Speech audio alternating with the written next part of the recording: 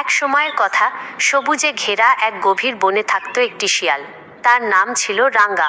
রাঙ্গা ছিল খুবই বুদ্ধিমান, কিন্তু সেই বুদ্ধির সঙ্গে ছিল সীমাহীন অহংকার। সে মনে করত বনের কোনো প্রাণী তার মতো চালাক নয়। অন্য প্রাণীরা কিছু বললে সে শুনত না, বরং হাসাহাসি করত। বনে একদল প্রাণী মিলেমিশে থাকত: হরিণ, খরগোশ, কচ্ছপ, বানর আর একটি বৃদ্ধ পেঁচা। পেঁচাটি ছিল খুব জ্ঞানী। সবাই তার কথা শুনত, শুধু রাঙ্গা বাদে। পেঁচা প্রায়ই রাঙ্গাকে বলতো, বুদ্ধির সঙ্গে নম্রতা না থাকলে বুদ্ধি বিপদ ডেকে আনে। রাঙ্গা এসব কথা শুনে বলতো, বুড়ো পেঁচার পুরনো কথা, আমি নিজেই সব সামলাতে পারি। এক গ্রীষ্মে বনে ভয়াবহ খরা দেখা দিল। নদী শুকিয়ে গেল, খাবারও কমে এলো।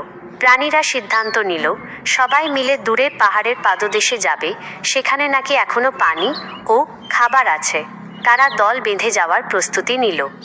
রাঙ্গা বলল, তোমরা সবাই ধীরে চলো, আমি একাই আগে যাব। আমার বুদ্ধি আছে, আমি দ্রুত খাবার খুঁজে ফিরতে পারবো।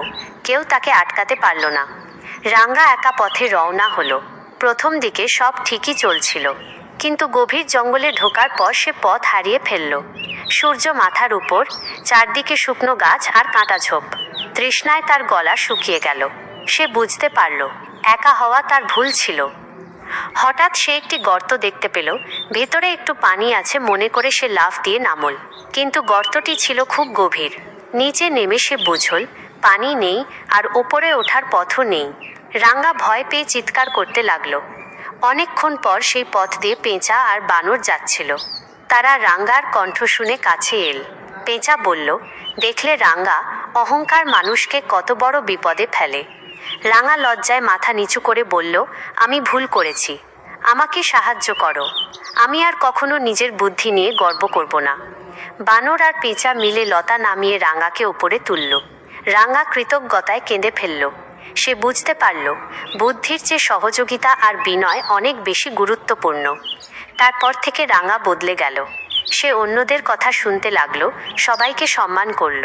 দল বেঁধে পাহাড়ের পাদদেশে গিয়ে তারা সবাই নিরাপদে খাবার ও পানি পেল।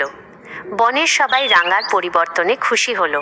আর রাঙ্গা নিজেও শিখল জীবনের বড় শিক্ষা, অহংকার পতনের মূল, আর বিনয়ই প্রকৃত শক্তি।